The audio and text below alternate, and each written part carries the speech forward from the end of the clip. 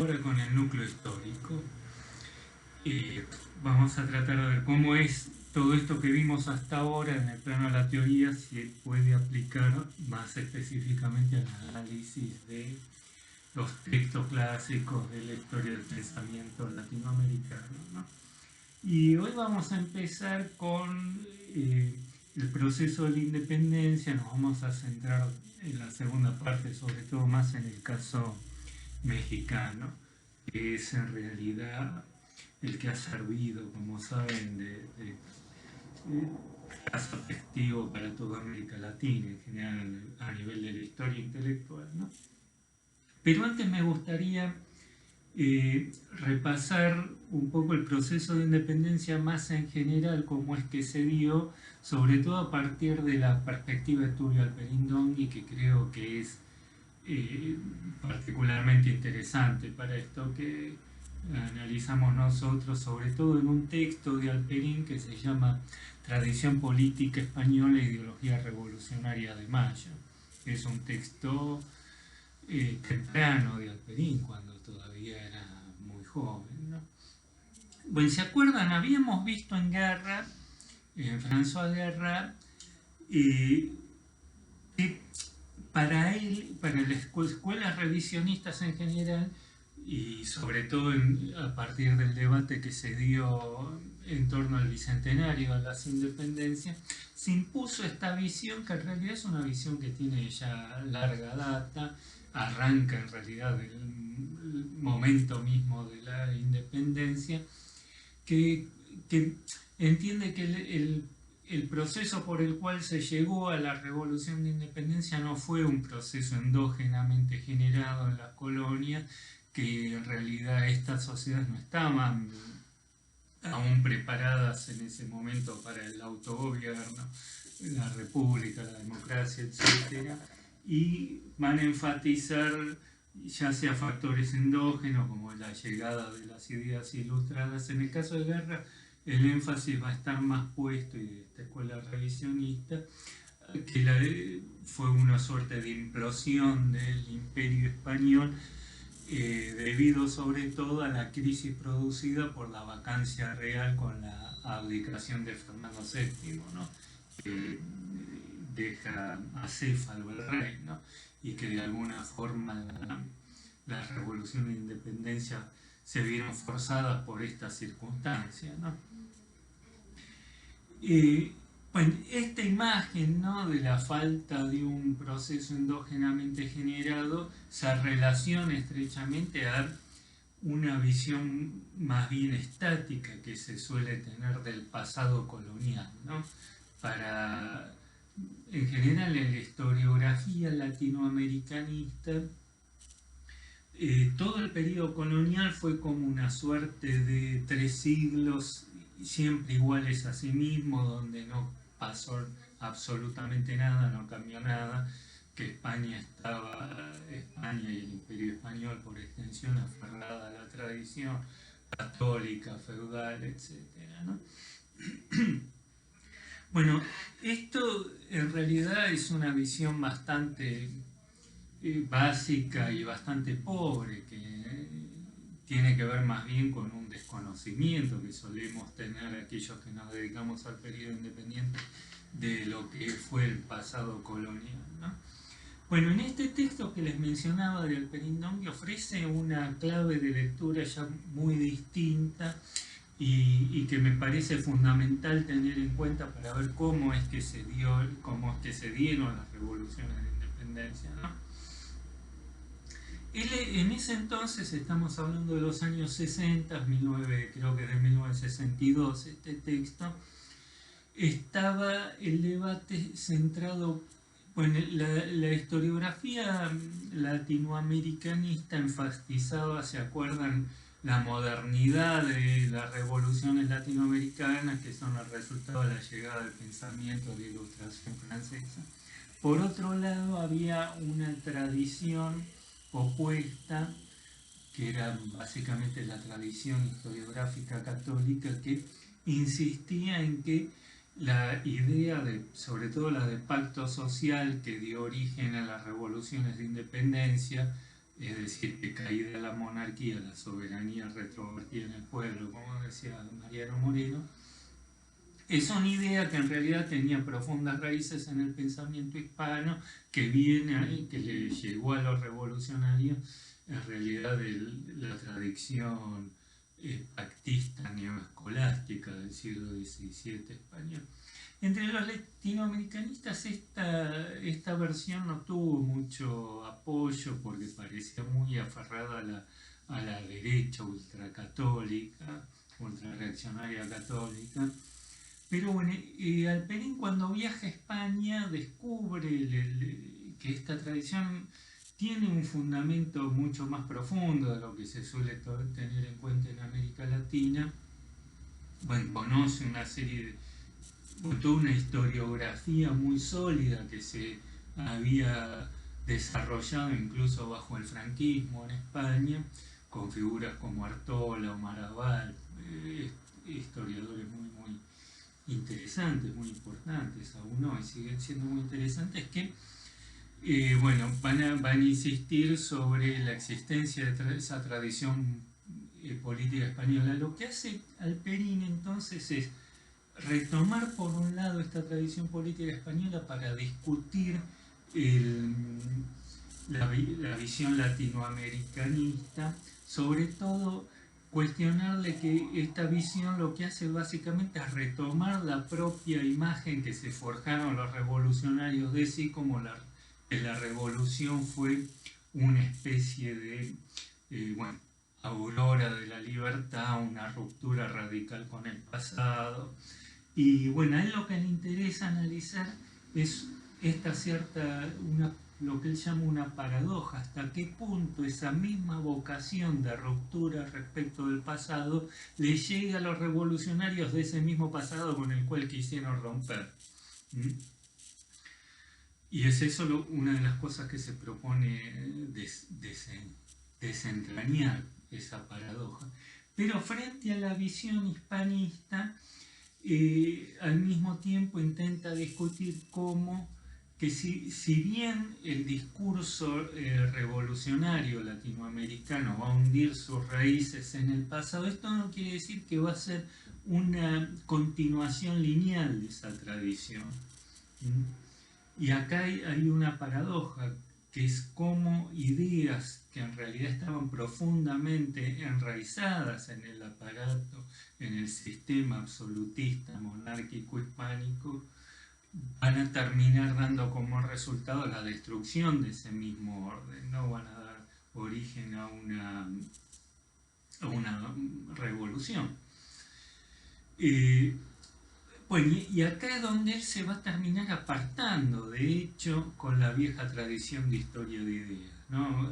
Este es un buen ejemplo, me parece, este texto de Alperín, hasta qué punto muestra cómo lo que cambian no son las ideas, sino a lo largo de la historia, sino los modos en que se articulan esas ideas, que si nos quedamos de dónde esta discusión sobre si la idea viene de los neoscolásticos del siglo XVII o de la ilustración del siglo XVIII no tiene ningún sentido, porque lo que importa no es de dónde vienen las ideas, sino qué hicieron concretamente con esas ideas estos sujetos, ¿no? Les leo una cita al Alperín, dice, bueno, buscando la continuidad en el plano de las ideas, se corre el peligro de subrayar la afinidad entre el mundo de las ideas revolucionarias y el vigente antes de la revolución, olvidando un hecho más esencial, que es afinidad misma, que, como se ha señalado ya, con esas ideas se estructura una ideología revolucionaria, un instrumento ideológico para negar y condenar todo un pasado. Bueno, acá el objetivo, ¿no?, entonces de él es trazar cómo se dan esa serie de torsiones ideológicas en el interior de ese discurso tradicional para terminar dando como resultado algo completamente imprevisible y de hecho opuesto a lo que fue su punto de partida, ¿no? Creo que en esto es un buen ejemplo de lo que Hans Blumenberg llama un Wirkungsgeschichte, es una trabajo de efecto sería, ¿no? Una serie de desplazamientos sucesivos donde el resultado final termina siendo ya muy diverso al previsible en el punto de origen, ¿no?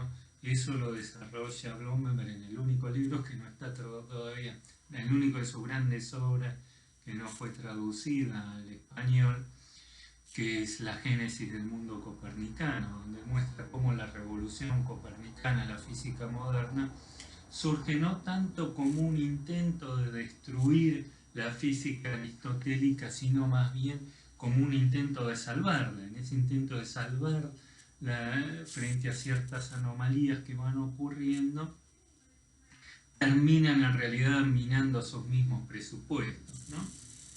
Bueno, en el caso de que analiza más concretamente al Perindongui, lo primero que le interesa señalar es que, si bien es cierto que la idea de pacto social ya estaba en la tradición política hispana en el siglo XVII, en el neoscolasticismo, sobre todo con Francisco Suárez, había una diferencia fundamental con el concepto pactista de la Ilustración. Para el concepto pactista tradicional no está ligada a la génesis voluntarista de la sociedad. El origen de la sociedad no está en la voluntad de los sujetos, sino que la idea de pacto social tiene que ver con cierta legitimidad de fines, que lo que señala la idea de pacto es que la investidura real le fue conferida al monarca no para beneficio propio, sino para beneficio de la comunidad, que hay ciertos fines, ciertos principios eternos de justicia que el monarca, el soberano, no puede trastocar sin convertirse en un tirano, ¿no? Bueno, esa es la primera diferencia fundamental de la idea neoescolástica de pacto. La segunda tiene que ver con la imposibilidad de pensar la existencia de la comunidad desprendida de la figura real. Para todo el pensamiento del siglo XVII, incluso una parte del siglo XVIII, la comunidad no preexiste al pacto, porque el poder y la comunidad se constituyen simultáneamente. Como dice, solo gracias al rey existe el cuerpo político. No puede existir una comunidad sin un centro político de poder en torno al cual aglutinarse.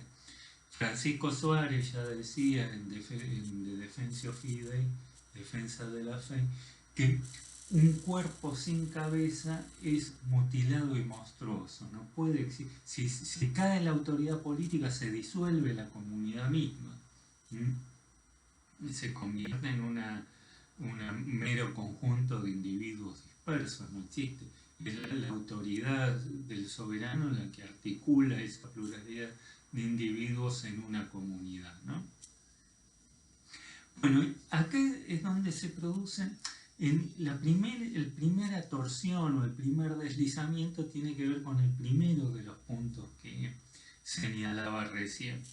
Ya en el neoescolasticismo empieza a redefinirse la cuestión de cuáles eran aquellos fines hacia los cuales estaba orientada la comunidad y en función de los cuales debía organizarse la acción del poder político.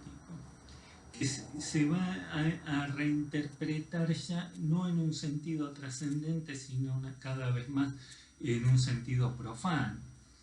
Digamos, en el pensamiento tradicional esos fines estaban, como decía Tomás, una visio Dei, una visión de Dios, lograr la comunión con Dios observando esos principios universales de justicia establecidos por Dios mismo y que están inscritos en la naturaleza misma de las cosas. Bueno, eso empieza a cambiar ya a fines del siglo XVII con Juan de Solórzano y otros pensadores del periodo, que ya entonces el objetivo de la comunidad política no es realizar el reino de Dios en la tierra, sino que se reinterpreta en el sentido de el bien común. Dice, el bien común es ahora definido como la felicitas civitatios y a los ciudadanos en cuanto a tales. Básicamente el objetivo del poder político ahora es lograr la felicidad y el bienestar de sus sujetos, ¿no? Bregar por eso, ¿no? Bueno, en este sentido, la ilustración que va a empezar a introducirse en el siglo XVIII en el Imperio Hispano no va a ser contradictoria con el régimen absolutista monárquico, sino al contrario, ¿no? Bueno, la crisis del racionalismo va a marcar un mayor acentuamiento, dice, del empirismo, ¿no? De los datos de la experiencia, pero este racionalismo va a funcionar como una suerte de reforzamiento de orden racional del concepto absolutista. El racionalismo, bueno, la idea de justicia como principios universales estaba asociada a la idea de la trascendencia de las normas y que esos principios de justicia eran autoevidentes y por lo tanto cualquier sujeto moralmente apto podía acceder a esos ideales de justicia. Y esto hacía imposible para el neoescolasticismo dar una respuesta al problema fundamental que surge en esos años, que es el de la legitimidad del tiranicidio, que cualquiera podría entonces juzgar acerca de la legitimidad del poder político, del poder real, si ha violado o no estas normas de justicia, desde el momento en que ahora ya las normas que rigen el ordenamiento político ya no son trascendentes, sino que pasan a ser el bienestar de la comunidad, esos escapan ahora al alcance de cualquier sujeto, ¿no? Ahora esto va a suponer un saber de tipo especializado, como es el arte del gobierno, y que solo aquellos que están educados, formados en el arte del gobierno, podrían entonces acceder a la racionalidad que ordena el poder político, y por lo tanto ya no estaría a disposición de cualquier sujeto juzgar acerca de las acciones del gobierno, ¿no? De alguna forma el racionalismo ilustrado refuerza la idea del arcano del poder, esta idea de cuál es el tipo de saber que justifica la preeminencia de ciertos sujetos sobre otros y que es lo que justifica por qué unos gobiernan y otros son gobernados, ¿no?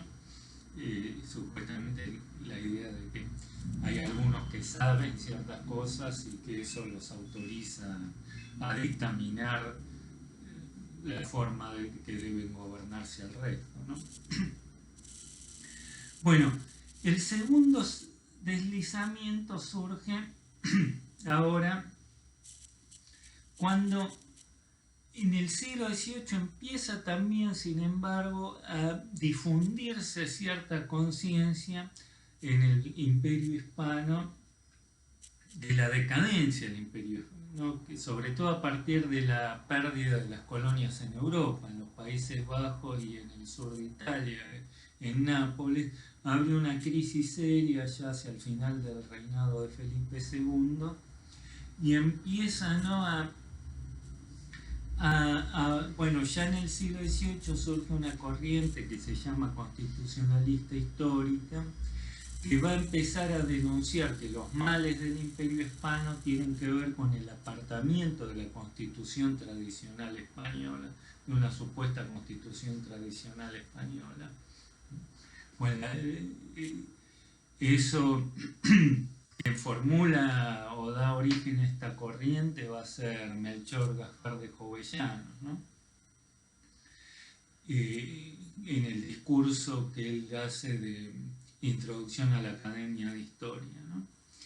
Bueno, ahí es que empieza este constitucionalismo hispano a rastrear en el pasado nacional para descubrir allí cuál sería esa supuesta constitución tradicional hispana, de la cual el despotismo ministerial, no se referían al rey, sino siempre a los ministros, van a ser siempre ellos los objetos de las críticas.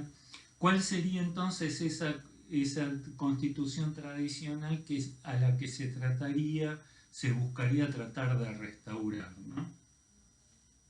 Pero esto da como resultado un desarrollo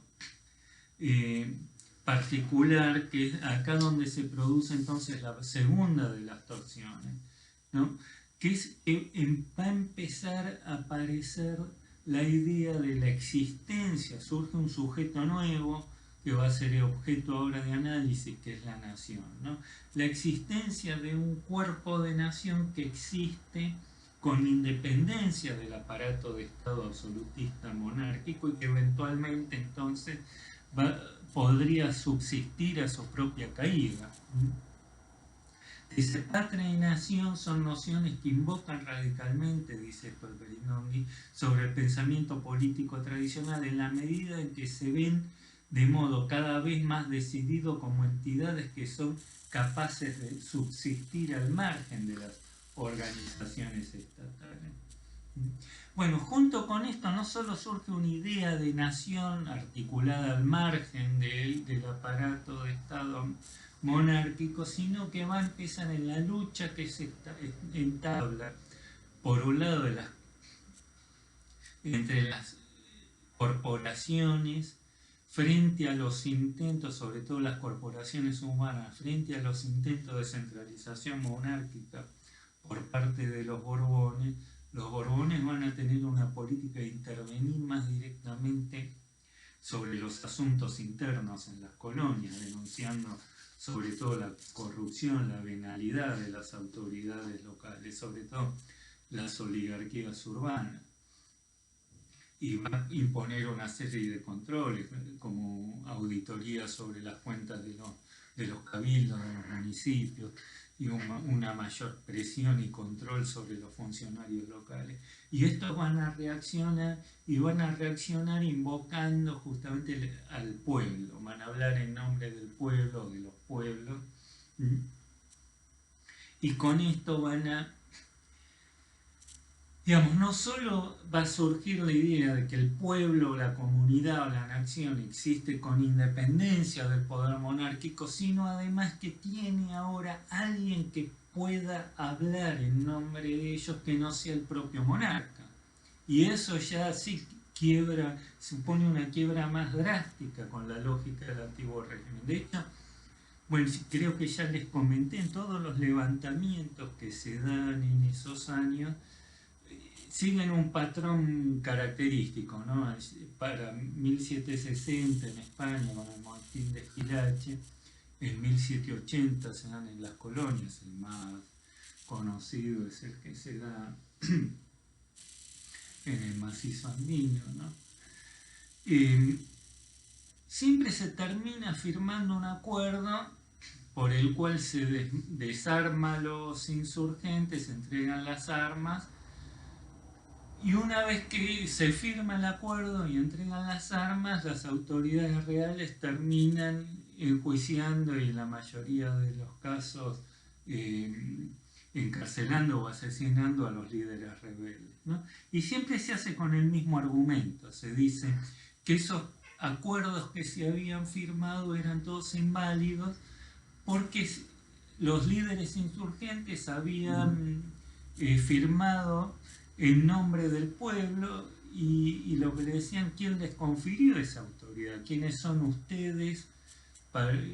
¿Quién los habilita a ustedes para hablar en nombre del pueblo? El único que puede hablar en nombre del pueblo es el propio monarca. Ustedes son individuos particulares, pueden hablar en nombre de sí mismos, pero nadie los autoriza a arrogarse la representatividad del conjunto de la nación o del pueblo. Bueno, es esto lo que el régimen monárquico no podía aceptar, que haya otra instancia que se arrogue expresión, la encarnación de la voluntad general de la nación, que no sea el propio Estado absolutista y en última instancia el monarca, que era la encarnación misma de la república, ¿no?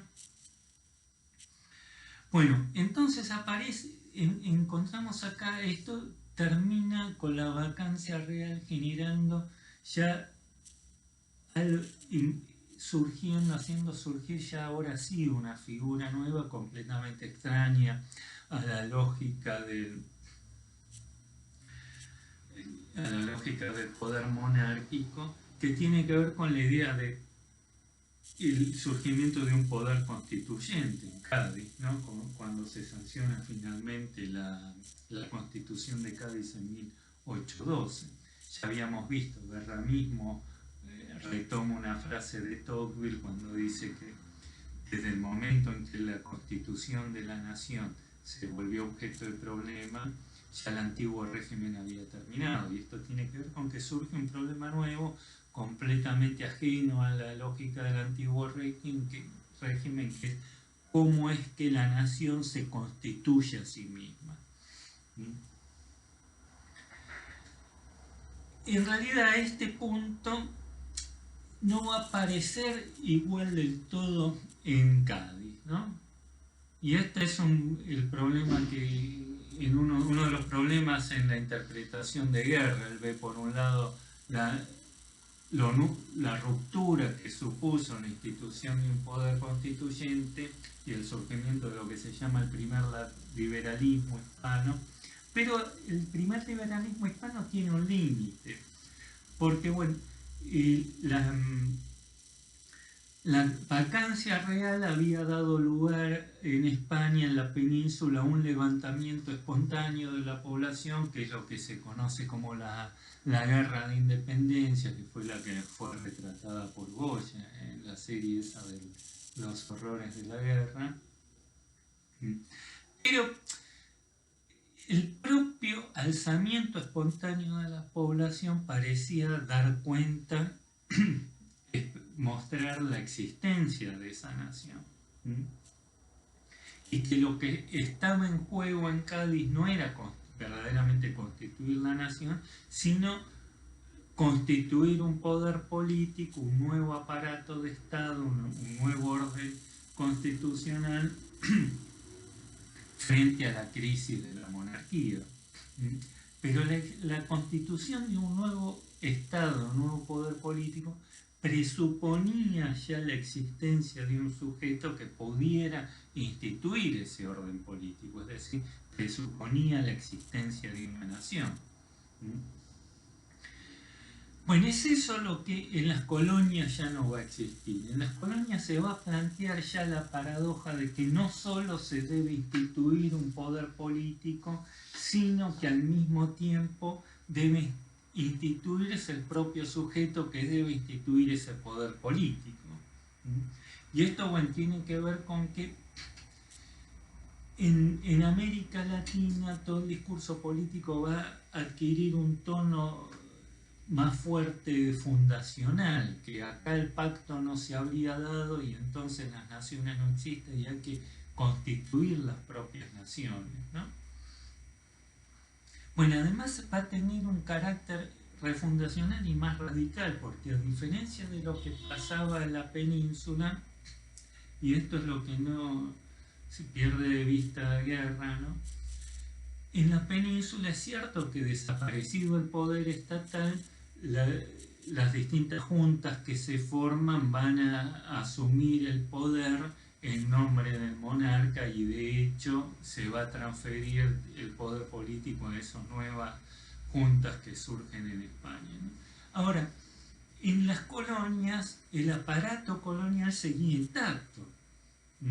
De hecho, la formación de juntas o algún tipo de órgano de autogobierno en las colonias suponía en los hechos el desconocimiento de las autoridades coloniales que habían sido instituidas por el monarca y que de hecho obviamente esas autoridades coloniales estaban absolutamente en contra de la formación de este tipo de juntas, organismos de autogobierno, ¿no? de hecho, el proceso de independencia va a terminar siendo una guerra civil, ¿no? Entre aquellos que siguen sosteniendo la legitimidad tradicional y sobre todo sostenida sobre lo que seguía todavía en pie, que era el viejo aparato de Estado colonial, encabezado por virreyes y todo el ejército de funcionarios y autoridades coloniales, bueno, y aquellos que van a cuestionar, ¿no? Bueno, lo que vemos acá entonces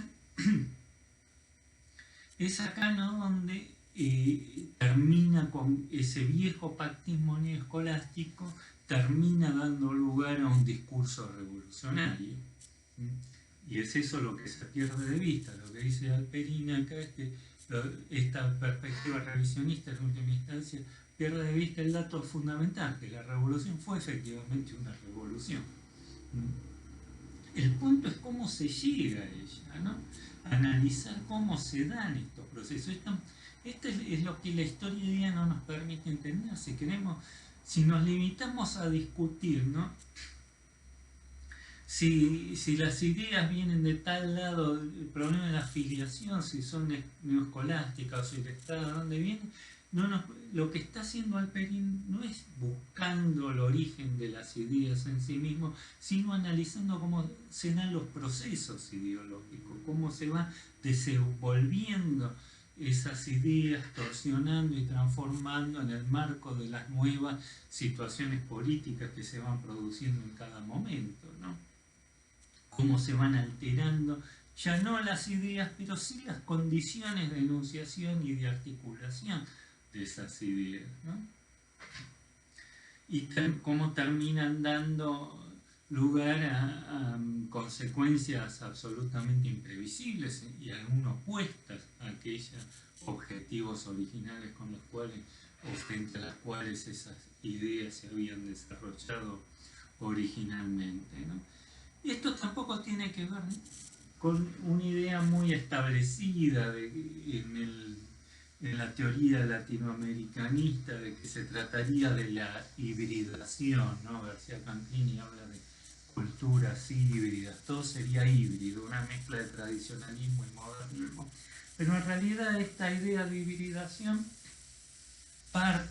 sigue partiendo del supuesto de la existencia de modelos diversos, normalmente, como dice Raymond Williams, uno residual y otro emergente que se superponen, lo que es una idea en realidad bastante banal, obviamente, siempre en toda sociedad hay ideas más nuevas e ideas más viejas que coexisten, ¿no?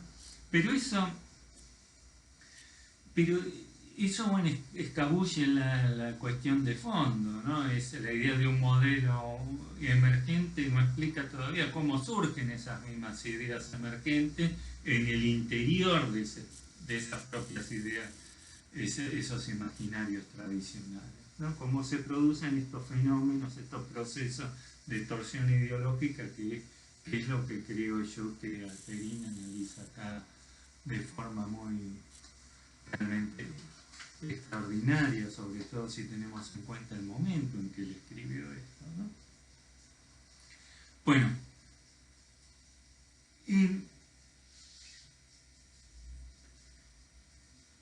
una vez producida la revolución de independencia, ¿no?, esta crisis como vimos, aparece una idea de nación. Bueno, esta idea de nación, esta es otra crítica también, otra diferencia con la vieja historia de ideas, ¿no? Como vemos, el surgimiento de la idea de nación no es una idea que nace, es una realidad nueva que emerge, tradicionalmente la historia de ideas piensa que de repente a alguien se le ocurre algo y esa idea se difunde en la sociedad y se termina imponiendo, pero la idea de nación no es algo que a alguien se le haya ocurrido, tuvo que ver con cambios objetivos en la realidad que dieron origen a la existencia de un sujeto nuevo que no existía antes, que es la nación, ¿no? Y lo cierto es que el surgimiento de esta idea de nación, si bien no iba a ser que fuera inevitable la independencia, sí va a plantear ya una cierta paradoja, porque va a instituir la existencia de dos soberanías contrapuestas en un mismo plano de realidad, la soberanía nacional y la soberanía real. Y si bien, como les decía, esto no hacía inevitable la revolución, necesariamente una de las dos soberanías iba a tener que terminar subordinando a la otra, ¿no? Bueno, la crisis de independencia, sin embargo, va a hacer que en América Latina pronto esa idea de la preexistencia de la nación se va a volver problemática, no solo porque acá se va a partir del supuesto de que no existió nunca ese pacto, que no hubo sociedades constituidas, que acá el pacto fue el resultado de un acto violento de conquista, sino porque además rápidamente se va a empezar a dar un proceso de desintegración territorial donde las distintas secciones del imperio van a empezar a cobrar independencia, ¿no? Bueno, Nueva Granada se va a dividir en varias naciones, lo mismo el Virreinato del Río de la Plata. Y esto va, bueno, en el caso de México, por ejemplo, bueno, el Virreinato de Nueva España va a abarcar desde Panamá hasta Oregón. Pues, y ya una vez, bueno, en la revolución, vamos a entrar entonces en México. La revolución mexicana va a tener un carácter bastante extraño, particular, ¿no? Porque va a ser una revolución conservadora, si se quiere. En el caso, bueno, en España, en México ahora sigue festejándose el 16 de septiembre, que refiere al levantamiento de Hidalgo de 1810 como el Día de la Independencia, pero en realidad el levantamiento de Hidalgo fue derrotado, la revolución se consigue recién en 1821, se consigue la independencia, y quien declara la independencia en realidad fue un general realista, Iturbide, que participaba del ejército real, de las fuerzas realistas que luchaban contra los insurgentes. Esto se da porque en 1820 en España se estaba montando una flota que iba a venir a reconquistar aún los baluartes que quedaban todavía de resistencia en América Latina,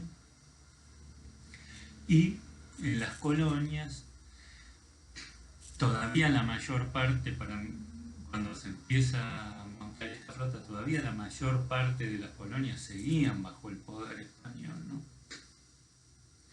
Aunque esta flota iba a venir a reconquistar estas regiones, pero quien estaba al mando de esta flota era el almirante Rafael Riego, que era un liberal y que por lo tanto estaba en contra del absolutismo de Fernando VII, que había vuelto al trono en 1814 tras la caída de Napoleón, y había impuesto una política fuertemente absolutista, había abolido la Constitución liberal de 1812, la de Cádiz. Bueno, Riego lo que le impone a Fernando VII, se levanta contra Fernando VII, en vez de venir, se produce un levantamiento, que es la famosa Revolución de Riego, y le impone a Fernando VII la restauración de la Constitución liberal de 1812, y empieza lo que se conoce en España como el trienio liberal.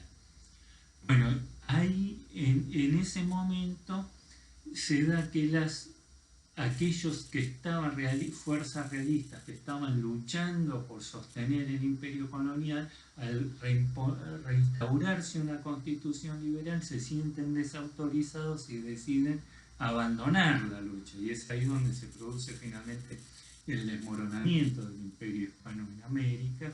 Y en el caso de México, el propio uno de los generales a cargo, que es Iturbide, bueno, decide no solo abandonar, sino ponerse él mismo a la cabeza del proceso revolucionario. Bueno, la historia es un poco más larga, pero lo cierto es que él se alía con sus antiguos enemigos y juntos terminan declarando la independencia e instaurando mediante un movimiento militar, lo consagran a Iturbide como el emperador de México. Bueno, un imperio bastante que empieza con una gran pompa y júbilo, pero dura muy poco. A los 9 meses, bueno, el Congreso se convierte, de hecho era una alianza muy inestable esa, y el Congreso se convierte en un foco de disidencia donde los viejos insurgentes van a terminar finalmente tirando abajo el imperio. Pues se forma primero un gobierno tripartito, un triunvirato. Finalmente en 1824 se sanciona la primera Constitución Federal y uno de los antiguos insurgentes, que es Guadalupe Victoria, va a ser el primer presidente constitucional de México. En realidad va a ser el primero y por muchos años el único que va a terminar su mandato. A partir de la caída de Guadalupe Victoria va a haber una sucesión de golpes, de hecho va a haber 33 presidentes en 22 años, una sucesión permanente de golpes de Estado y de inestabilidad política crónica. Bueno, la raíz de estos enfrentamientos se da ya durante el gobierno de Guadalupe Victoria, que se produce la división en logias. Surgen dos logias, la logia de los yorquinos y la logia de los escoceses. En el medio de la presidencia, todos estos gobiernos practican lo que se llamó en México una lógica de la amalgamación, que es integrar en su gabinete distintas fuerzas políticas. Va a haber representantes de las distintas facciones dentro del propio gabinete. Y eso va a ser una clave de la inestabilidad, porque los distintos ministros van a empezar a conspirar entre sí. Normalmente los que tiran abajo los gobiernos van a ser fuerzas apoyadas del propio gobierno por alguno de los ministros, ¿no? Bueno, en el caso, acá la lucha que se establece entre yorquinos y escoceses, los yorquinos empiezan a iniciar un curso de radicalización que tiene su pico con la sanción de las leyes de expulsión de los españoles mexicanos.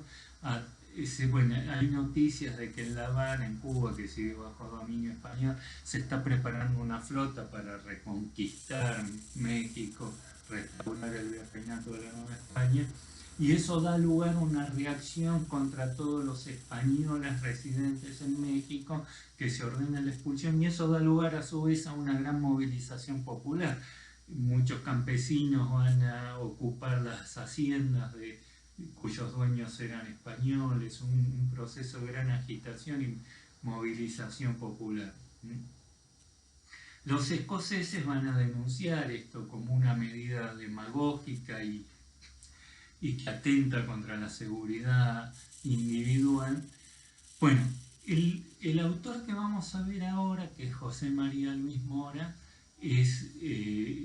y este periódico que tienen ustedes algunos artículos, que es El Observador de la República Mexicana, va a ser el órgano de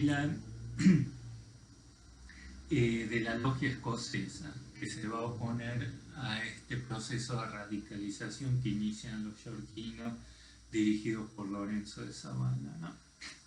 Como le decía antes, entonces retomando el hilo de la discusión, en ese entonces empieza a entrar en crisis la idea misma de nación.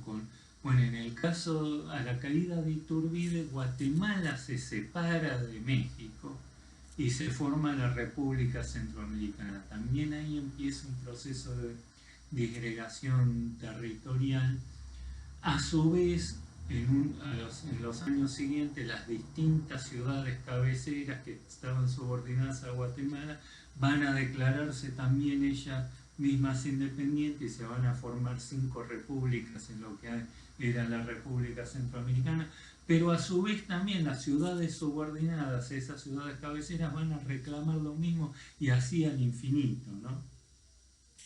Lo que se termina demostrando ya Lorenzo de Zavala, que era el líder de los yorquinos, apoya la independencia guatemalteca y les va a decir a aquellos que se oponen. De hecho, el gobierno de Guadalupe Victoria envía tropas al mando del general Filisola para restaurar la obediencia a México en Guatemala.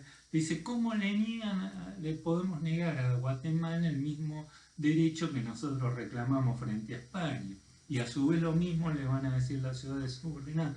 Digamos, el principio de autodeterminación nacional, según la idea pactista, presupone un criterio de demarcación, de delimitación. Digamos, no cualquier grupo humano puede reclamar derechos soberanos, pero no posee ninguno debido al carácter genérico del sujeto. En última instancia, lo que se termina revelando es el carácter indecidible, dónde empieza y dónde terminan las naciones, ¿no? Bueno, el gran debate que se produce, el gran debate político que se produce en México, en realidad tiene que ver con, y lo que expresa la carrera de Mora, es a su vez cómo entra en crisis otra de las categorías, que es la idea de opinión pública. La idea de la nación está a su vez estrechamente ligado al surgimiento de la idea de una nueva fuente de autoridad, que es la opinión pública, ¿no? Esta va a actuar como una suerte de poder de contralor frente al poder del Estado. Y en última instancia, esta opinión pública se va a erigir como la voz de esa nación. Y esto es lo que asume a su vez como propia la tarea del publicista, el periodista político. Estos órganos de prensa se van a titular a sí mismos y postular a sí mismos como la encarnación, la materialización de esa voz popular, de esa opinión pública, ¿no? Y es lo que se va a debatir entonces acá en El Observador, a partir de Mora, cuál es el origen y la naturaleza de la fuente de esta nueva sede del poder que sería la opinión pública, que es lo que vamos a ver ahora entonces a partir de los escritos de Mora. El Observador tiene 2 épocas, ¿no? Una que va de 1827 a 1828, que son los artículos que vamos a analizar acá. Una primera época que abarca el fin del gobierno de Guadalupe Victoria, el golpe de Estado que se produce luego de la elección y el surgimiento del gobierno de Guerrero, con Guerrero, que es un yorquino. Bueno, en realidad lo que ocurre es lo siguiente. En 1828 termina el mandato de Guadalupe Victoria, se hacen elecciones, las elecciones la ganan los escoceses de Gómez Pedraza, pero los yorquinos, que se consideran ellos mucho más populares a partir de que estas leyes de expulsión de los mexicanos españoles había hecho en efecto que los yorquinos sean una fuerza política mucho más popular que los escoceses, desconocen el resultado de las elecciones, dan un golpe militar, llaman a nuevas elecciones y terminan ganando los yorquinos con Guerrero. En ese momento, bueno, el Observador se convierte en un opositor del gobierno de Guerrero y Guerrero termina cerrándolo, ¿no? En 1830 se produce un nuevo golpe de Estado, el gobierno de Guerrero dura solo 2 años porque la elección se da, no había una fórmula presidencial, el presidente se elegía por un lado, el vicepresidente por otro, entonces el presidente va a terminar siendo yorquino, el vicepresidente escocés y el propio vicepresidente le da el golpe a Guerrero y da lugar al surgimiento de un gobierno escocés con Bustamante, y ahí se reabre el Observador y bajo el gobierno de Bustamante se produce la segunda etapa del Observador, que en realidad, bueno, va a haber un comité de redacción, pero Mora va a ser la figura más importante. Pero bueno, después, como vamos a ver, el gobierno de Bustamante va a entrar rápidamente en crisis y ya nuevamente va a caer por un golpe de Estado, y bueno, el Observador se va a cerrar ya antes de eso, ¿no? Bueno, vamos a dejar acá entonces y después vamos a empezar a analizar entonces los escritos de Mora, y después vamos a ver los de Alamán también, ¿sí? Bueno, dejamos acá un ratito y volvemos.